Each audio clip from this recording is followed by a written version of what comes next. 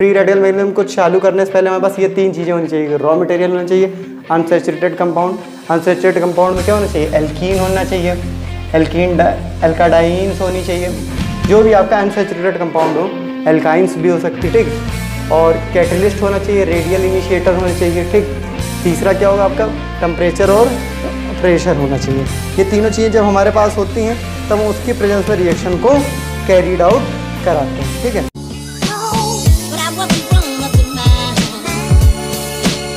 वो हमें देखना है। और ये पॉलीमर जो प्रोसेस है, जो जिसको हम लोग अभी तक पढ़ते आ रहे हैं, वो पॉलीमर कितने तरीके से बनता है, ठीक है।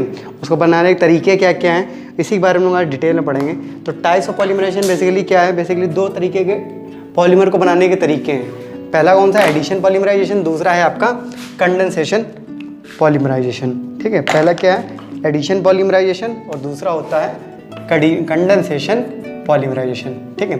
तो एडिशन पॉलीमराइजेशन का एक और नाम है, क्योंकि एडिशन पॉलीमराइजेशन में क्या होता है, पूरी की पूरी जो चेन होती है वो ग्रोथ कर जाती है। पूरी चेन जो होती है वो ग्रोथ कर जाती है। वैसे मान लीजिए कोई 3 कार्बन का है तो वो 6 कार्बन का हो गया, फिर 6 कार्बन का है वो 12 कार्बन हो गया। तो इसीलिए इसका एक और नाम होता है जिसको बोलते हैं चेन ग्रोथ पॉलीमराइजेशन। क्या बोलते हैं, चेन ग्रोथ पॉलीमराइजेशन, ठीक।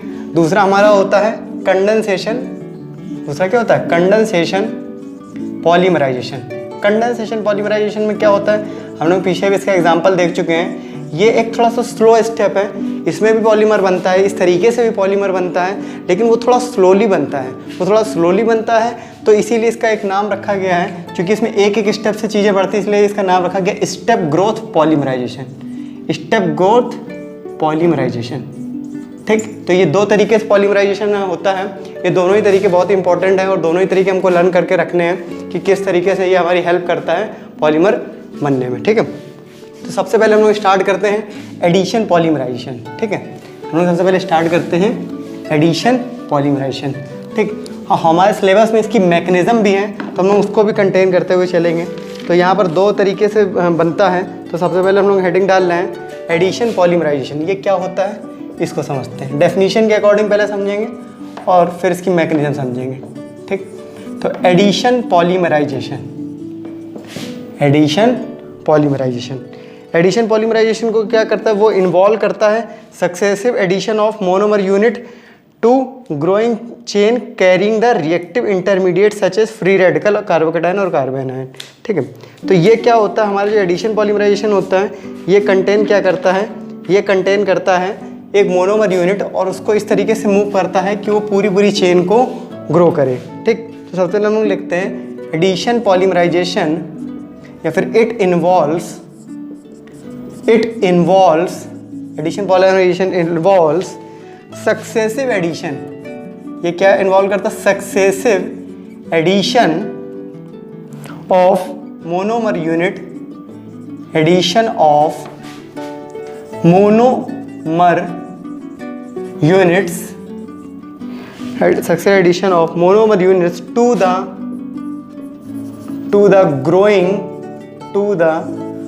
growing chains carrying a reactive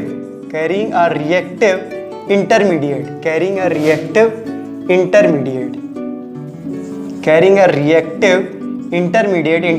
क्या हो सकता है, फ्री रेडिकल, हमने क्लास 11 में पढ़े हैं, फ्री रेडिकल, कार्बोकटायन और कार्बोनाइन, ठीक। तो ये हमारे जो होते हैं रिएक्शन इंटरमीडिएट, इसका इस्तेमाल करते हुए क्या करता है, सक्सेसिव एडिशन करता है किसका, मोनोमर यूनिट का, ठीक है। सक्सेसिव एडिशन करता है मोनोमर यूनिट का, हेल्प लेता है किसकी, कुछ रिएक्टिव इंटरमीडिएट की, और इसकी हेल्प से क्या करता है, चेन को हमारी ग्रो करता है। तो चेन को ग्रो करने के लिए एडिशन पॉलीमराइजेशन में हम लोग क्या सबसे बढ़िया इस्तेमाल करते हैं, हम लोग इस्तेमाल करते हैं रिएक्शन इंटरमीडिएट का। इसकी हेल्प से ही हम लोग इस रिएक्शन को प्रोसीड करते हैं, ठीक। अभी हम लोग इसके मैकेनिज्म पार्ट पे भी चलेंगे। तो सबसे पहले हम लोग ये देखते हैं कि इसकी इसी फंडामेंटल खासियत कारण इसको बोलते हैं हम लोग, this is also called as, क्या हमने बताया था, चेन ग्रोथ।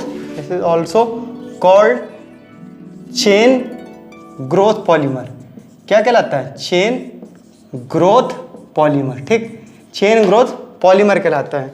तो चेन ग्रोथ पॉलीमर कहलाता है तो इसके दो कारण भी हैं जो इसको इस नाम को जस्टिफाई कर देते हैं। वो दो कारण क्या हैं?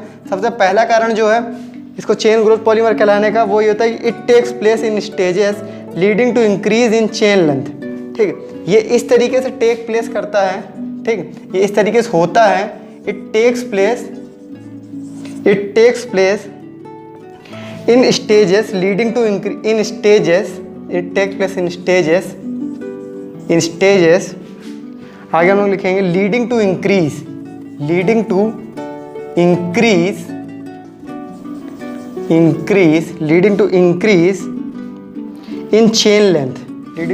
इन चेन लेंथ, मतलब चेन लेंथ को इंक्रीज करने के लिए ये लीड करता है। ठीक, और दूसरा इसका जो कारण है जिसकी वजह से ये इतना बढ़िया तरीके से इसको नाम दिया गया चेन ग्रोथ पॉलीमर, वो कारण है कि ये क्या करता है, स्टेप बाय स्टेप ग्रोथ कराता है, ठीक है ना। Each stage produce a reactive intermediate for the next stage of the chain. ठीक है, पहला तो है कि it takes place in the stages leading to increase in chain length, और दूसरा है कि each stage produce a reaction intermediate for use in next stage of growth of chain. ठीक, तो इसमें हम लोग जो पॉइंट दूसरा लिखेंगे वो क्या लिखेंगे कि each stage produce a reactive intermediate,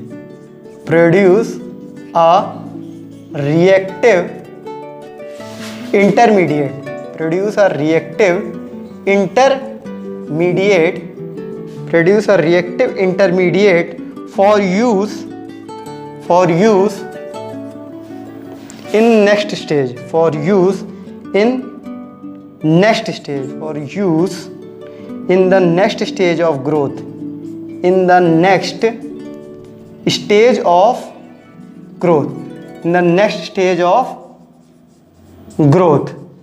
next stage of growth, of the chain। ठीक, तो हमको क्या समझ में आ रहा है कि जो एडिशन पॉलीमर है, जो ये एडिशन पॉलीमर है, इसको हम एडिशन पॉलीमर को ही चेन पॉलीमर कहते हैं। और चेन पॉलीमर क्यों कहते हैं? चेन पॉलीमर कहने के पीछे दो कारण हैं। पहला कारण क्या है कि it takes place in stages leading to increase in chain length. पहला क्या कारण है कि ये क्या करता है, ये जब भी टेक्स प्लेस होता है, जब भी ये कराया जाता है, तो ये क्या करता है, ये चेन को इंक्रीज करता है, पूरी चेन लेंथ को ही इंक्रीज कर देता है। जबकि दूसरा जो कारण बहुत ज़रूरी कारण है कि इसके हर एक स्टेज में क्या होता है, एक रिएक्शन इंटरमीडिएट होता है जो प्रोड्यूस होता है, एक जो रिएक्शन इंटरमीडिएट होता है वो प्रोड्यूस होता है। ठीक, चलो भाई देख रहा है। तो दूसरा स्टेज भी समझ में आ रहा है। दूसरा स्टेज क्या है हमारा कि हर एक स्टेज में एक रिएक्शन इंटरमीडिएट होता है जो कि हेल्प करता है किसमें, नेक्स्ट स्टेज को इम्प्रूव कराने के लिए, जो किसमें हेल्प करता है, नेक्स्ट स्टेज को इम्प्रूव कराने के लिए उसमें हेल्प करता है। ठीक, तो समझ में आ रहा है कि एडिशन पॉलीमर क्या होता है। एडिशन पॉलीमर के कराने के पीछे 3 मैकेनिज़्म हैं, इसको 3 मैकेनिज़म्स के जरिए कराया जाता है। ठीक है, तो हम लोग वो देखते हैं तीनों मैकेनिज़्म क्या हैं जिससे ये एडिशन पॉलीमराइजेशन प्रोसेस कंप्लीट होता है। ठीक, तो इसका जो पहला एडिशन पॉलीमराइजेशन प्रोसेस का मेथड है, चलिए लिखते हैं। मैकेनिज़म्स कौन कौन हैं, जिन मैकेनिज़्म से ये वाली रिएक्शन जो एडिशन पॉलीमराइजेशन रिएक्शन है, हर रिएक्शन को कराने का एक मैकेनिज़्म होता है। ठीक है, तो एडिशन पॉलीमराइजेशन को कराने का एक मैकेनिज़्म है। ठीक ना, वो मैकेनिज़्म क्या है देखते हैं। किस बेसिस पर क्लासीफाई किया, to depend upon reaction intermediate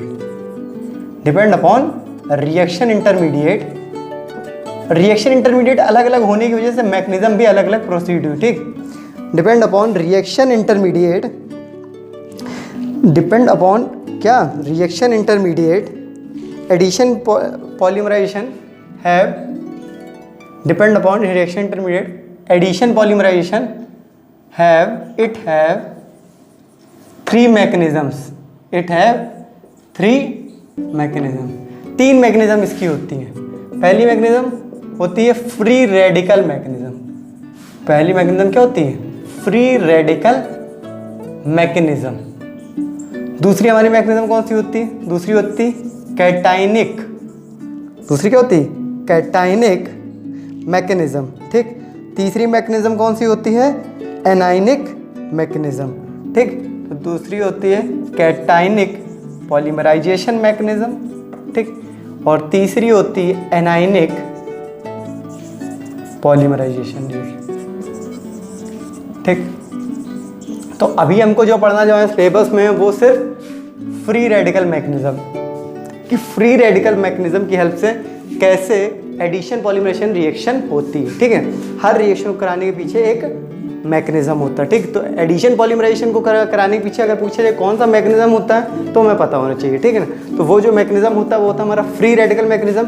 ये मैकेनिज्म जो होता है 3 स्टेप में होता है। पहला स्टेप जो होता है चेन इनिशिएशन स्टेप होता है, दूसरा जो होता है वो होता है चेन प्रोपेगेशन स्टेप, और तीसरा जो होता है chain termination step. Chain initiation का मतलब नाम से ही समझ में आ रहा है कि चेन इनिशिएशन मतलब इसमें क्या होता है, इसमें जितने भी रिएक्टेंट होते हैं या फिर जो इनिशिएटर होते हैं वो क्या होता है, वो इनिशिएट होते हैं, वो अपने को उस फॉर्म में लेकर आते हैं कि वो रिएक्ट कर सके। ठीक है, तो जब वो उस फॉर्म में आ जाते हैं तो दूसरा स्टेप जो हमारा चेन प्रोपेगेशन मतलब क्या होता है, प्रोपेगेशन मतलब होता है बढ़ना। ठीक, तो जो सेकंड स्टेप बता रहा है चेन प्रोपेगेशन, वो चेन प्रोपेगेशन में क्या होता है कि जो भी रिएक्शन इंटरमीडिएट है पिछले स्टेप से मिला होता है वो अब पिछले वाले जो भी रिएक्शन इंटरमीडिएट है वो कंबाइन होते हैं और कंबाइन होकर एक नेक्स्ट स्टेप में लेके जाते हैं। और आखिरी में जो स्टेप होता है स्टेप नंबर 3 हमारा चेन टर्मिनेशन स्टेप होता है।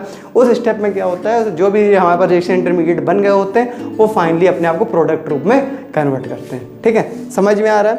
तो इसको ही हम लोग डिटेल में थोड़ा सा समझते हैं कि हेडिंग डालते हैं हम लोग फ्री रेडिकल मैकेनिज्म। हेडिंग डालते हैं हम लोग क्या, फ्री रेडिकल मैकेनिज्म। हेडिंग डालते हैं फ्री रेडिकल मैकेनिज्म। ठीक, एडिशन पॉलीमराइजेशन रिएक्शन को कराने के लिए कौन सी मैकेनिज्म का हम पढ़ रहे हैं डिटेल में, वो पढ़ रहे हैं फ्री रेडिकल मैकेनिज्म। ठीक, तो फ्री रेडिकल मैकेनिज्म में क्या होता है, फ्री रेडिकल मैकेनिज्म में तो सबसे पहली बात तो हम लोग 2 बातें ध्यान रखेंगे कि a variety of the unsaturated compound such alkene alkadiene undergo polymerization in the presence of radical initiator. या फिर तो हमें ये मालूम है कि इसमें जो रॉ मटेरियल होता है, इसका जो रॉ मटेरियल है इस मैकेनिज्म का, जो इसके नोट्स हम आपको प्रोवाइड करा देंगे। ठीक है, आप उसमें प्रॉपर्ली देख लीजिए। इसका जो रॉ मटेरियल होता है फ्री रेडिकल मैकेनिज्म का वो होता है अनसैचुरेटेड। क्या होता है, अनसैचुरेटेड कंपाउंड। इसका जो रॉ मटेरियल होता है वो होता है अनसैचुरेटेड कंपाउंड। ठीक, और दूसरी बात इसमें जो रिएक्शन इंटरमीडिएट होते हैं या फिर इसमें जो कैटालिस्ट होते हैं, इसमें कुछ कैटालिस्ट का इस्तेमाल करते हैं जो बिहेव करते हैं एज अ रेडियल इनिशिएटर। क्या होता है, रेडियल इनिशिएटर। कुछ इसमें कैटालिस्ट डालते हैं जो बिहेव करते क्या, इन the presence of radial initiator they behave like a catalyst. ठीक, रेडियल इनिशिएटर का इस्तेमाल करते हैं। और तीसरा जो इसमें होता है वो होता है टेम्परेचर और प्रेशर। तीसरा जो इम्पोर्टेंट चीज़ होती है इस मैकेनिज्म कराने के लिए होती है टेम्परेचर और प्रेशर। ठीक, चलिए तीनों चीज़ को मैं समझ में आ रहा है कि फ्री रेडिकल मैकेनिज्म को चालू करने से पहले हमारे पास ये 3 चीज़ें होनी चाहिए। रॉ मटेरियल होना चाहिए, अनसैचुरेटेड कंपाउंड, अनसैचुरेटेड कंपाउंड में क्या होना चाहिए, एल्कीन होना चाहिए, एल्कीन एल्काडाइंस होनी चाहिए, जो भी आपका अनसैचुरेटेड कंपाउंड हो, एल्काइंस भी हो सकती। ठीक, और कैटलिस्ट होना चाहिए, रेडियल इनिशिएटर होना चाहिए। ठीक, तीसरा क्या होगा आपका, टेम्परेचर और प्रेशर होना चाहिए। ये तीनों चीज़ें जब हमारे पास होती हैं तब हम उसकी प्रेजेंस में रिएक्शन को कैरीड आउट कराते हैं। ठीक है, तो हम लोग देखते हैं किस तरीके से होता है। हम लोग ये एग्जांपल ले लेते हैं कि अगर हमको एक रिएक्शन को प्रोसीड करना है जो एडिशन पॉलीमराइजेशन की रिएक्शन है इसी की हेल्प से, तो उसको कैसे करते हैं। ठीक है, तो जो हमारे पास रिएक्शन है प्रोसीड कराने के लिए वो है आपकी CH2 डबल बॉन्ड CH2। ये क्या आपका एल्कीन, ये हमारा क्या है एल्कीन, इसके N मोल ले लिए तो ये हमारा हो गया क्या रॉ मटेरियल। ठीक, ये रॉ मटेरियल हम लोगों ने ले लिया। अब हम लोगों ने इसकी रिएक्शन कराई तो रिएक्शन कराने के लिए हम लोगों ने क्या एक कैटलिस्ट या फिर रेडियल इनिशिएटर का इस्तेमाल किया। तो हम लोगों ने क्या ले लिया, बेंजोइल पेरोक्साइड। क्या ले लिया, benzoyl peroxide C6H5 C double bond O C double bond O C6H5। इसको बोलते हैं बेंजोइल पेरोक्साइड। क्या बना दिया, बेंजाइल पेरोक्साइड। ठीक, बेंजाइल पेरोक्साइड ले लिया और इसका जो टेम्परेचर हम लोगों ने रखा है वो रखा है 350 से लेकर 570 केल्विन से और 1000 से 2000 ATM। ठीक, 1000 से 2000 ATM। तो इसमें जो हम लोग टेम्परेचर प्रेशर है 350 से 570 केल्विन हम लोगों ने टेम्परेचर रखा, और प्रेशर जो है वो 1000 से लेकर 2000 ATM तक का हम लोगों ने प्रेशर रखा है। ठीक, तो यहाँ क्या बनेगा CH2 और ये बन गया आपका NMOL, CH2 NMOL। तो ये तो एक जनरल रिएक्शन हो गई। ठीक, अब इस रिएक्शन के पीछे का मैकेनिज्म क्या है वो हम लोग समझेंगे। ठीक है, तो ये रिएक्शन जो होती है, ये रिएक्शन कैरीड होती है। ये हमारा दिख रहा है आपको पॉलीथीन बना हुआ है। ठीक, तो ये रिएक्शन जो कैरीड आउट होती है वो होती by it reaction carried out by free radical mechanism, carried out by free radical mechanism. तो ये फ्री रेडिकल मैकेनिज्म से कैरीड आउट होती है। तो इसके 3 स्टेप होते हैं, चलिए उन तीनों स्टेप को समझते हैं। ठीक, तो पहला स्टेप जैसा हमने बताया आपको, फर्स्ट स्टेप जो होता है वो होता है आपका चेन इनिशिएशन स्टेप। ठीक, तो हेडिंग आप डाल लोगे मैकेनिज्म, हेडिंग आप डाल लोगे मैकेनिज्म। ठीक, इसमें पहला स्टेप होगा वो होगा chain initiation, chain initiation steps, chain initiating steps. Chain initiating step कैसे होते हैं? चेन इनिशिएटिंग स्टेप को हम लोग समझेंगे तो वो होते हैं आपके, पहला जो हम लोग देखेंगे चेन इनिशिएटिंग स्टेप में क्या होता है, ये जो हम लोगों ने वो लिया बेंजोइल परऑक्साइड, तो बेंजोइल परऑक्साइड लिए तो जो भी रेडियल इनिशिएटर हम लोग लेते हैं वो जैसे ही हीट की प्रेजेंस में आते हैं तो उनकी बॉन्डिंग जो होती है बहुत मजबूत नहीं होती है, तो वो बॉन्डिंग तुरंत ब्रेक हो जाती है और वो as a reaction intermediate expose हो जाते हैं। ठीक है, तो जैसे कि हमारा ये बेंजोइल परऑक्साइड है C6H5C डबल बॉन्ड O, ये रहा अपना एक बॉन्ड O, फिर ये C डबल बॉन्ड O और C6H5। ठीक है ना, ये कुछ ऐसा दिया हुआ, ये कुछ ऐसा दिया हुआ, और चूंकि पर ऑक्साइड है तो C डबल बॉन्ड O होगा यहाँ पर भी। ठीक, तो ये जो बेंजोइल परऑक्साइड होगा तो ये जो बॉन्ड होता है O बॉन्ड, ये वीक बॉन्ड होता है जब भी हम लोग इसको हीट करते हैं। हीट किया किसने पे 350 से लेकर 570 केल्विन तक। ठीक, और इसमें प्रेशर वही हम लोगों ने 1000 से लेकर 2000 ATM का प्रेशर। तो इस टेम्परेचर प्रेशर पे जैसे ही पहुँचता है तो ये O बॉन्ड जो होता है वो थोड़ा सा वीक बॉन्ड होता है। वीक बॉन्ड होने की वजह से ये बॉन्ड जो होता है ब्रेक हो जाता है। ये बॉन्ड क्या होता है, ब्रेक हो जाता है, क्योंकि ये कोवेलेंट है और नॉन पोलर ये पोलर होने की वजह से थोड़ी स्ट्रेंथ रहती है, नॉन पोलर की वजह से इसकी स्ट्रेंथ कम होती है। तो ये बॉन्ड ब्रेक हो जाता है, और ब्रेक हो जाता है तो ये क्या होता है 2, इसके ये ब्रेक हो जाएगा और आप बना देगा 2C6H5C डबल बॉन्ड O, और फिर ये बनाएगा O, ये आपका हो गया फ्री रेडिकल। ठीक, समझ में आ रहा है ये कैसा फ्री रेडिकल बनाएगा? ये बनाएगा C double bond O dot O। ठीक, और यही जो फ्री रेडिकल बनेगा, यही फ्री रेडिकल अपने आप को मैनेज कर लेगा, और फ्री रेडिकल अपने आप को मैनेज करके ये जो कन्वर्ट कर देगा वो कर देगा 2C6H5 free radical plus 2CO2 plus 2CO2, मतलब इसमें से CO2 जो होता है वो निकल जाता है। ये बॉन्ड, ये आपके ये दो, ये देखिए यहाँ पोलराइजेशन हो जाता है, ये वाला बॉन्ड में से ये जो रेडिकल होता है ये इधर छूट जाता है, और छूट के ये डबल बॉन्ड होता है तो ये CO2 अलग हो जाता है, और ये फ्री रेडिकल ये हमको अलग से मिल जाता है। तो ये हमको मिल गया क्या, रिएक्शन इंटरमीडिएट। ठीक, ये रिएक्शन इंटरमीडिएट मिल गया। यही रिएक्शन इंटरमीडिएट का हम लोग इस्तेमाल करेंगे। पहली बात, इसी स्टेप में चूंकि हमें मालूम कि यहीं पर थोड़ी सी शुरुआत हो जानी रिएक्शन की, तो यही जो हमारा रिएक्शन इंटरमीडिएट होता है C6H5 फ्री रेडिकल, यही हमारा CH2 डबल हमारा जो वो होता है रॉ मटेरियल, उसके साथ रिएक्ट कर जाता है। तो उससे हम लोग ये क्या करता है, CH2 डबल बॉन्ड CH2 के साथ रिएक्ट करके, अब ये डबल बॉन्ड दिया यानी कि इसके पास डबल बॉन्ड मतलब एक बॉन्ड में क्या होता है, दो इलेक्ट्रॉन, एक इलेक्ट्रॉन इधर अलग हो जाएगा, एक इलेक्ट्रॉन इधर अलग हो जाएगा। ठीक, तो ये दोनों इलेक्ट्रॉन जब अलग हो जाएंगे तो ये फ्री रेडिकल इसके साथ जुड़ जाएगा। तो ये फ्री रेडिकल जुड़कर एक बॉन्ड बना लेंगे। तो यहाँ जो बॉन्ड बन जाता है वो बन जाता है C6H5CH2 और ये CH2 फ्री रेडिकल। समझ में आ रहा है? C6, तो ये वाला बॉन्ड, ये वाला एक इलेक्ट्रॉन, ये इलेक्ट्रॉन, एक बॉन्ड को बनाने के लिए 2 इलेक्ट्रॉन, तो एक इलेक्ट्रॉन यहाँ से मिल गया, एक इलेक्ट्रॉन यहाँ से मिल गया, और यहाँ पर ये वाला बॉन्ड बन गया। तो ये हो गया हमारा पहला स्टेप। तो समझ में आ रहा है? चेन इनिशिएशन स्टेप में क्या होता है, सब हर चीज़ की शुरुआत हो जाती है। ये रेडिकल जो होता है हाई टेम्परेचर प्रेशर की वजह से, मतलब ये जो हमारा कैटलिस्ट है रेडियल इनिशिएटर है वो तुरंत टूट जाएगा, टूट कर ये अपना एक रिएक्शन इंटरमीडिएट, ये रिएक्शन इंटरमीडिएट बना देगा। ठीक, रिएक्शन इंटरमीडिएट बन जाता है। रिएक्शन इंटरमीडिएट जो होता है वो तुरंत हमारा जो ये है हमारा जो रॉ मटेरियल है उस रॉ मटेरियल के साथ कंबाइन होकर वो इस फॉर्म में आ जाता है। ठीक है, वो जब इस फॉर्म में आ जाता है, अब हम लोग दूसरे स्टेप पे चलते हैं, वो कहलाता है चेन प्रोपेगेशन स्टेप। स्टेप 2 जो होता है वो कहलाता है हमारा chain propagation step. Chain propagation step.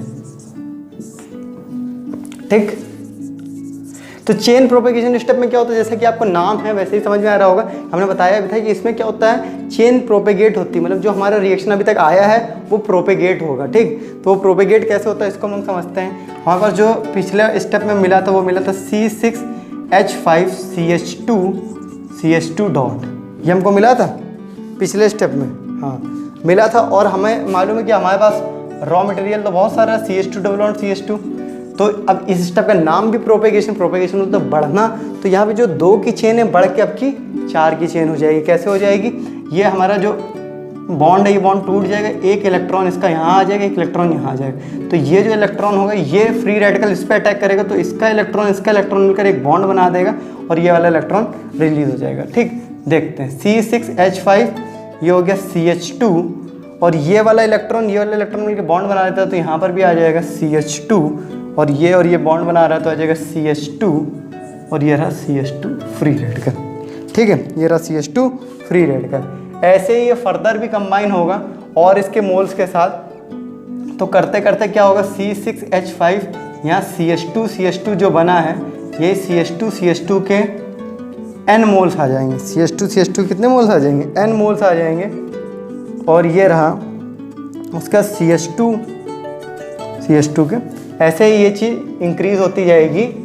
ठीक है, इंक्रीज होते होते जिसके बहुत सारे, क्योंकि N मोल्स हम लोग लिए थे शुरू में, तो भाई N मोल्स बार बार जुड़ते जाएंगे और ये इस फॉर्म में कन्वर्ट हो जाएगा। ठीक, तो अब हम लोग बात करते हैं इसको यही जो फ्री रेडिकल जो छोटा है फ्री रेडिकल था, अब ये क्या बहुत बड़ा फ्री रेडिकल है, इसको लिख देंगे बिगर फ्री रेडिकल। क्या लिख देंगे, बिगर फ्री रेडिकल। ठीक, अगला स्टेप जो हमारा है वो तीसरा स्टेप क्या कहलाता है, उसको बोलते हैं चेन टर्मिनेशन स्टेप।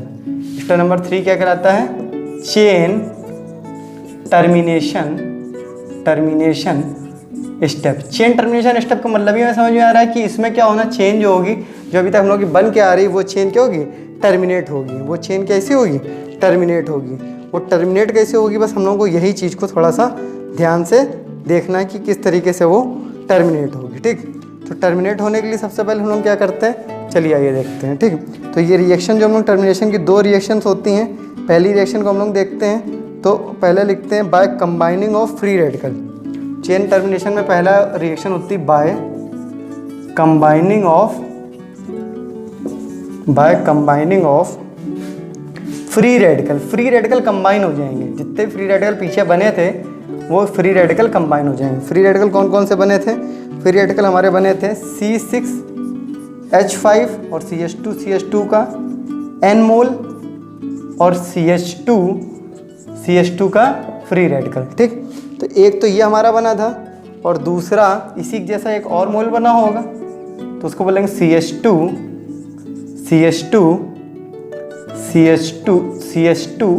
N मोल C6H5। मतलब यही जो था इसी को हम लोगों ने 2 बार लिख लिया। ठीक, क्योंकि ऐसे N मोल करके बने होंगे। ठीक, तो ये रहा एक फ्री रेडिकल, ये रहा एक फ्री रेडिकल, ये दोनों कंबाइन हो जाएंगे। तो ये कंबाइन होकर क्या बना देंगे, कंबाइन होकर ये बना देंगे CH2 फ्री रेडिकल, फिर CH2।